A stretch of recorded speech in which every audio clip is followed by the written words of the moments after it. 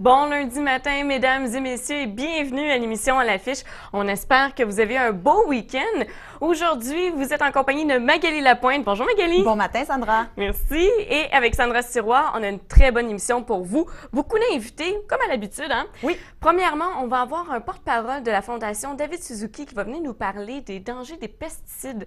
Peut-être que vous avez un jardin à la maison, que vous profitez là, de cet été, surtout de ce week-end avec le beau soleil qu'on a eu. L'été qui dure encore. Oui, c'est ça, pour jouer justement dans votre jardin, hein, pour faire votre jardin. Bien, les pesticides, ça peut être dangereux. Et justement, nous allons avoir Jean-Patrick Toussaint qui va venir nous en parler. Et Magali aussi, on va avoir d'autres invités. Donc, comme à chaque lundi, la police du Mont-Tremblant, donc Éric Cadoc, qui nous parlera là, des actualités qui s'est passées là, à Mont-Tremblant. Il y en a plusieurs, donc vers 10h15, il pourra nous en parler. Nous aurons plusieurs dossiers de personnes portées disparues, de super recherchés. Et Sandra, on commence tout de suite en actualité.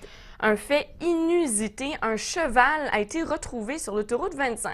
Et pour nous en parler, nous avons l'agente relationniste Mélanie Dumaresque de la Sûreté du Québec en ligne. Bonjour, Madame Dumaresque. Bonjour. Premièrement, est-ce que vous pouvez nous relater les faits là, concernant ce cheval qui a été retrouvé sur l'autoroute 25? Oui, les policiers autoroutiers du poste de Laval ont reçu plusieurs appels là, peu avant 2 heures cette nuit, ce matin, dans le fond, pour un cheval qui était en fuite sur l'autoroute 25 Sud. On nous dit que c'est près du nouveau pont payant. Donc, les policiers se sont rendus sur place pour tenter de localiser la bête. Il y a aussi un véhicule du SPVM et un véhicule du service de police de Laval qui ont prêté main forte aux agents. Donc, ça n'a pas été facile d'essayer de contenir. Heureusement, il y avait un homme qui passait dans le secteur et qui avait une remorque fermée assez grande pour loger le cheval. Donc, les policiers se sont pris à plusieurs reprises pour tenter d'amener le cheval dans la remorque, ce qui s'est fait. Donc, ça a duré environ 1 heure. Il a fallu fermer évidemment le pont pour que ce soit sécuritaire. Heureusement, il n'y a pas eu de collision, pas eu de blessés.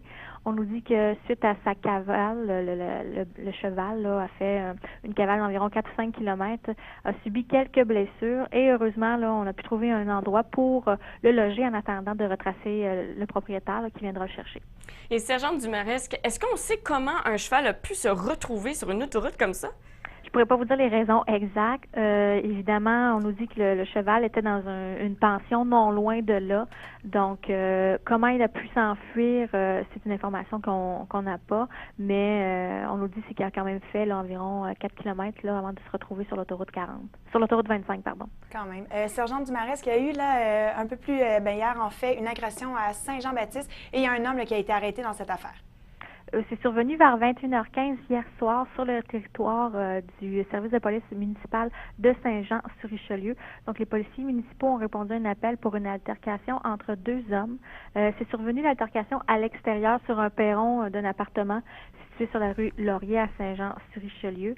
Suite à cette altercation-là, malheureusement, la victime, un homme de 59 ans, a subi des blessures très sérieuses. On craint pour sa vie. Il a été transporté dans un centre hospitalier. Étant donné la gravité des blessures de l'homme, l'enquête a été transférée au service d'enquête des crimes contre la personne de la Sûreté du Québec. Donc, les enquêteurs vont rencontrer le suspect, un homme de 63 ans. Il faut comprendre que le suspect avait été arrêté là, peu de temps après les événements par les policiers municipaux. Donc, l'homme sera interrogé et devrait comparaître aujourd'hui, lundi, au palais de justice de Saint-Jean-sur-Richelieu. Et sergente Dumaresque, l'homme arrêté, est-ce qu'il était un homme connu de la part des policiers? On nous dit que l'homme arrêté avait des antécédents judiciaires et ce qu'on a comme information, c'est que le suspect et la victime se connaissaient. Excellent. Merci beaucoup, Mme Dumaresque, d'avoir été avec nous ce matin. Merci. Au revoir. Au revoir. Alors, on continue en actualité oui. Et c'est toujours la Sûreté du Québec qui a été chargée cette fois-ci d'enquêter sur le suicide d'une femme d'une quarantaine d'années de la région de Montréal. Tous les événements se sont déroulés dimanche. En après-midi, la police de Montréal s'est rendue à un domicile situé sur la rue Goyer, dans le secteur de Côte-des-Neiges. Et après l'arrivée des policiers, la femme qui se trouvait au 3e étage, bien, a décidé de sauter de son 3e étage. Alors, elle a été transportée immédiatement vers un centre hospitalier où son décès a été malheureusement constaté.